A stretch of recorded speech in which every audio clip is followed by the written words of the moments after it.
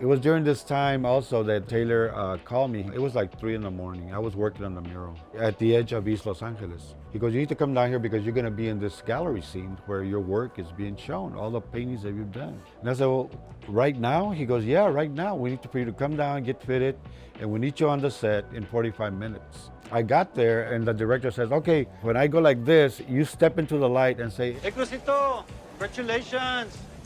Come on for an abrazo, ese. or something like that. And I said, well, what kind of character am I? Am I pissed off at him? He owes me money, I know that, but what kind of character?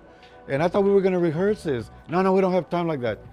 Just get out of the Woody, the car that I was in, step into the light and say that line. And he goes, and remember, we're spending $150,000 an hour. And I said, oh, great, thank you for telling me that. So I did it, I stepped out. And then when Jesse goes, "Húbole, ¿qué pasó, vatos?" or something like that, I stepped into the light. I go, "Hey, Crucito, congratulations. Come on for an abrazo, ese." And then Jesse goes, yeah, man, Gilbert, I'll be right there. I said, come check out my carrucha, carnal. But the best scene I did was when I say, "Hey, Crucito, 5 minutes," to come out for 5 minutes. But they cut that one, they didn't use that one. It was fun doing it, it was a great experience. And I became part of the Actors Guild.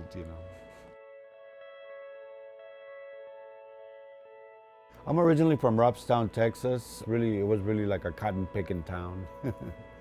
I had a really, como te diré, beautiful upbringing. I was raised by a town, you might say. And we were migrant workers.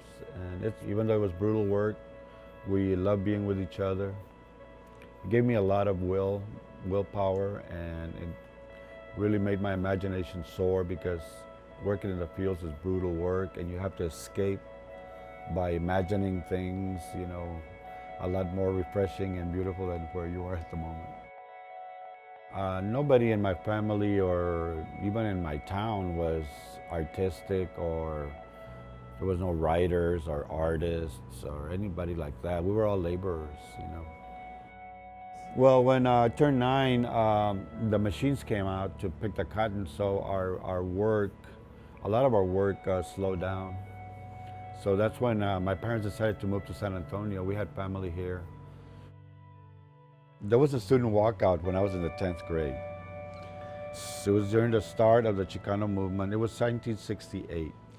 There was a lot of oppression. If you spoke Spanish, they would grab you by the collar like you were in prison or something, and they would give you failing grades, or they would paddle you. It was very, very severe punishment for speaking Spanish.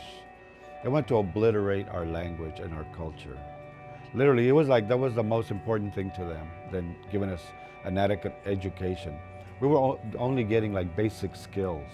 You're going to be a mechanic, you're going to be a janitor, you're going to be, I think it was around that time that I was the most proud to be a Chicano in the face of hopelessness, because we did not back down.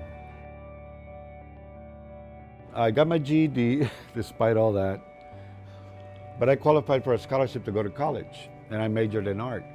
I wanted to stretch a canvas. I wanted to get started on painting, but we were doing all this other stuff, like I was doing my foot out of clay, drawing the model for days and days on end. But I didn't really learn anything because everything was based on Greco-Roman teachings, which I wasn't interested in Greco-Roman. I'm not a Greco-Roman, I'm a Chicano. I wanted to know, how does my culture, my experiences as a Chicano fit into my work as an artist? And it didn't. It was about, if I wanted to do artwork here, I thought I had to do like blue bonnets or paint cactuses or something, or paint cowboys, and I'm not a cowboy. My grandfather was a vaquero, but that it wasn't my immediate experience. My immediate experience was urban, Pachuco, Ruca, but along with that are very strong family values. Disillusioned, I dropped out and I just went back to doing what I knew how to do to make a living, which was labor. I used to do concrete work, I laid carpets, I worked as a waiter, And then in 1980, I was living downtown on the Riverwalk. I would come home from work and I would paint the walls of my apartment, the windows, I'm not kidding you. And then my girlfriend bought me some, a big old drawing tablet so I could draw on that. And during that time, I got invited. Somebody slipped an invitation under our door to go to Jesse Trevino's first one-man show down by the Hemisphere at the Instituto Cultural Mexicano. I looked at the invite. It was like a postcard, and they had one of the images of his paintings. It was called Los Santos de San Antonio, and it was like a curio shop downtown San Antonio with all these santos inside the window, and it was reflecting the Tower of the Americas. And I saw that and I thought, amazing. I couldn't believe that. I was just like treasured that image. So we went to the show, and I saw all these huge paintings that he had done of my barrio, where I had grown up on the west side.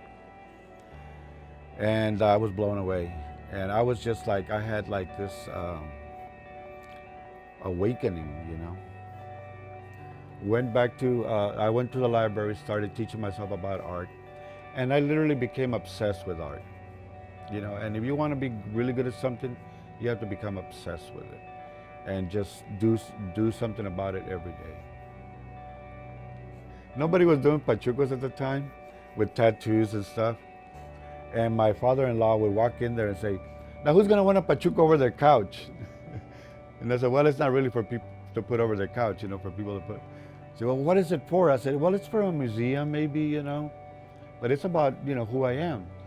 And at the time I had painted a painting of a cowboy to make some money to get some art supplies. And I got like $2,500. And he goes, "That's what you should be painting, cowboys." I said, "I'm not a cowboy, I had a one-man show at the Guadalupe Theater with my pachucos. And Lionel Sosa, who was a guru, advertising guru, he bought a pachuco from me for $3,000. So that was like okay, I'm saved, from doing cowboy art. From 1980 to 1991, when they discovered my art, I had to do a lot of portraits. I hated to do portraits, but it was just to pay the bills and keep on going. At the time, my wife was pregnant. We had our daughter, and then my son was born, and it was like 1986, 88. Nothing was happening. Being a parent, you feel guilty, and I couldn't sleep at night. I think it's starting to rain. So my work started getting dark, and I started doing these night scenes, right? It was around that time that it was like close to 1990, that I had already amassed like almost 10 years worth of work. I was invited by Dr. Jacinto Quirarte, an art historian who had done a lot of research into Chicano art and all the murals in the Southwest. He had written a huge art book about that. Well, we were going to follow that interview up with an art show that it was going to be happen at the Jansen Perez Gallery. And I had, like I said, almost 10 years worth of work in there. And I would look forward to the show because I was raising 2 kids, and we were trying to make ends meet, and we were struggling. That was on a Wednesday. On a Friday, I got a call from the gallery. One of the owners, the co-owner, said, "Adan, you're out of the show." I was so pissed, and so I said, "All right." I said, "On Monday, I'm going to come into the gallery and I'm going to take all my work out." I was really struck down. And that Sunday, I get a call from the gallery. It was Sophia. She goes, "Adan, there's a guy here from Hollywood." Boom, I hung up on her. And then the phone rang again, and my wife goes, "Who was that?" And I said, "It was Sophia from the gallery." So my wife answers the phone, and she's listening. And she goes, "You better take this call. He's a production designer for a film or something that he said that it's very important that you talk to him." So I got on the phone, and it was Bruno Rubeo, production designer. He told me, "Adan, you got to come down here." It was kind of like the Rocky movie, where he says, "This is the most important decision of your life," And he was telling me about this story about these 3 brothers growing up in East LA, and one of them is a Chicano artist. Listen, I said, "I don't do commercial work." He goes, No, it's not commercial work. It's your vision, believe me. He goes, "The director's flying in tomorrow, and we already talked to him."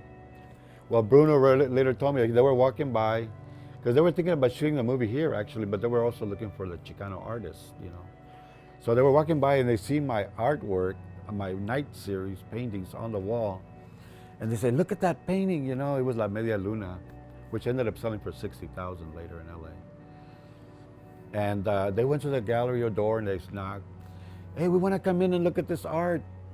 And they go, no, we're hanging a show, we're closed. It was a Sunday. No, but we're from Hollywood. And they said, no, we're busy. So they called Convention and Visitors Bureau, and Eduardo Diaz, who was in charge, he had one of my paintings in his office. He called the gallery and said, hey, these guys are from Hollywood, man. Y'all better open the door, you know. And Eduardo Diaz knew better, right? Because he knew that them. He goes, you know that there's more work in the back in storage. You need to show them their work. Well, they went back there and they saw my early work, like those cruisers, the two guys in the car. This is perfect. This is just what we're looking for. That's when he called the director, right? The director flew in and he told me the story about these three brothers. And he goes, Adan, I have a task for you that is very huge. He goes, and I want to tell me right now, can you do it? You need to create over 30 original pieces for this film, for the character Crucito. Do you think you can do it? And I said, shit, man, I used to pick cotton all summer. What are you talking about? I can do it. Yeah, I can show Hollywood what Chicanos can do. Next thing I know, all my dreams came true in an avalanche. You know, money started pouring in like crazy. They built a studio for me so I could create the work here, so I could be close to my family, my kids. At the same time, the Metropolitan came to town and they bought two of my pieces. You know, for their permanent collection, the Metropolitan, you believe it? So like I said, all my dreams came true in an avalanche. And all this time that I was broke on my ass and everything, I kept telling myself, collectors are fighting over my work, my paintings are selling for thousands and thousands of dollars and the price keeps going up and up. You know what? That's exactly what happened. And one painting sold for 60,000, like I said. And when I go talk to students in high schools about the struggles of life, I tell them when things look the bleakest, hang in there because the best is yet to come. And it's right around the corner. The worse it is, the better the reward that you're gonna get. So don't lose your head, stay in there. And I started doing all the artwork here in this studio, including the big painting that Jesse cuts. I did it on this wall. The mural, I did it in LA, you know, and I had to go over there to do it. But the schedule was so rigorous that I almost went blind, you know. And I was getting cramps in my hand from painting. I was doing a painting a day. Like that Paco painting, you know, the Vatos Locos painting, those were done in one day, from morning till 3 in the morning, you know. So, but I loved it. They would fly me over there when there would be a scene where my art is involved. They wanted me there for the gallery scene, for the scene where Jesse cuts the paintings. And I was blown away by the acting by these guys. I felt like it was really happening, you know, like they were really in this moment, you know, in this life-altering moment. I was working on the mural and I could not get his face right because he had a beard and they didn't have any pictures of him without a beard and they wanted me to paint him when he was younger, right? I would paint his face in the mural. I would take a Polaroid of it and I would race across town to where they were filming a scene with Paco and, you know, Alma, which was cut. And I would show the director. I would run up the stairs to where they were filming, go through all these little, you know, loops and stuff. Show the director the Polaroid. He looked at the face. He goes, no, it's not right. Do it again. I literally painted his face like 10 times to get it right. When I first saw the movie, it was 4 hours long in LA when they had the dailies. We all went in there to see it. And I thought if they cut anything out, it's not gonna be the same. It's not gonna be the full impact that the movie can have. But they did, they got it down to 3 hours. But by and large, I was just happy to get all that work done. And during that time, I had gotten that work done. The Metropolitan wanted me to go, invited me to have a show at the Metropolitan and talk about to art professors about Chicano art. But I told William Lieberman, the guy who bought my work, I said, how many other Chicano artists do you have in your collection, in the permanent collection? He goes, you're the only one. He goes, you know what, I don't want to be a token Chicano artist for you. Collect more Chicano artists and I'll be glad to go down there and have a show. That same summer, the Smithsonian invited me to go down to do the same thing. And I said, how many? They go, you're the only one. You know, We had some Cuban artists, they had some Puerto Rican artists, but no Chicano. I said, well, when you get some Chicano artists in your collection, I'll be glad to go down there and have a show. Well, they got Jesse Trevino to go down there, and they wouldn't even buy one of his paintings. These businessmen from San Antonio had to buy the painting and donate it to the Smithsonian. Years later, when I was in the Chicano Vision Show, and it traveled for 5 years across the country, opening up in museums across the country, none of them bought any of our work, not any of the museums. I've sacrificed my career to be a Chicano artist. Blue chip galleries don't touch our work, or at least mine, because it's too Chicano. The museums here, I only have one painting of Juanito in Sama that was donated. For years they've been, oh, Adan, we want to collect your work, we want to collect your work. Never done anything about it. The Magnate tampoco, they have nothing but artists that are safe, Hispanic artists, that don't really touch on Ruca or Pachuco or, that's too Chicano, that's not what we want here, and they think that even the word Chicano is demeaning to our culture. Give me a fucking break. Without the civil rights movement, we would have never had a chance to be artists, writers, you name it, We would have been stuck as laborers without a voice, and they're, that's how they react to our contributions to Chicano art. I know what Chicano art is. I put my work into it, and I can talk about it, and I can have an opinion about it. You haven't done anything about it, so you'll have a right to your opinion. Touching on a painting that I did called El Cielito Lindo Lounge, about the devil appearing there in San Juan, Texas. In the 30s, I think, or 40s, I can't remember. But Benny Solis, a good friend of mine, knows all about this Chicano history, and he told me about it. Well, it just so happened that we were talking about it because I had already done a painting about the devil appearing at El CAMARONCITO ballroom there in my barrio where I grew up. And at first I kind of dismissed it as, okay, this is like kind of hard to believe. And, being a common sense kind of person, thinking that way. I guess I was becoming engabachado or Americanized, But then as time went on, I kept hearing the same story over by different people. So I did a painting called El Diablito en el Baile Grande. And so then Benny says, hey, I got another story about El Diablito that appeared in San Juan, Texas. And I said, are you serious? I said, because every time we would come back from the migrant trail, because we would go all the way up north to work, and we would come back close to Christmas, before we would celebrate the holidays, we would make a trek to give our thanks to the San Juan de los Lagos church.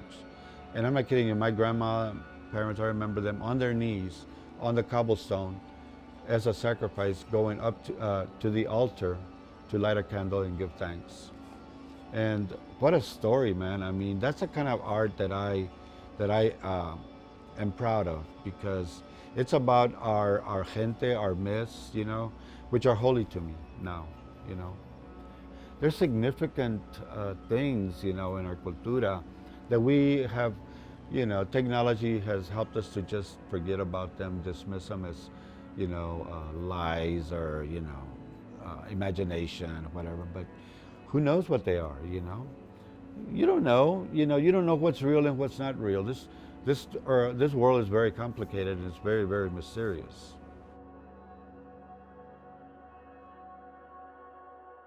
I'm very, very humbled and pleased by the response I've gotten from my raza. And I want to thank all my gente, thank you very much from the bottom of my heart. As I grew older, I looked back in my upbringing in Robstown, and I realized how solid these people that I worked with were in Robstown. They were people of their word. They were very religious. We'd get up real early on Sunday morning and we'd be walking to church, and it was quite a ways, maybe half a mile or a mile. And it would be dark outside, and all these people would be coming out of the side streets, all dressed, up to the nines, with their suits. And it looked weird. It's kind of like the Twilight Zone, But it was beautiful, I have very fond memories of my upbringing. It was a lot of storytelling after dinner. On Sundays, everybody would come over to my grandparents and my parents' house, and all my cousins would come, and we would have a great time. You know, pan dulce and barbacoa and all that. Everybody would bring their dishes, you know.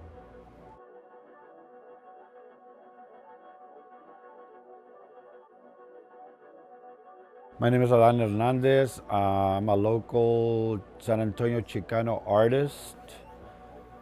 I've grown up here on the west side, in the barrio.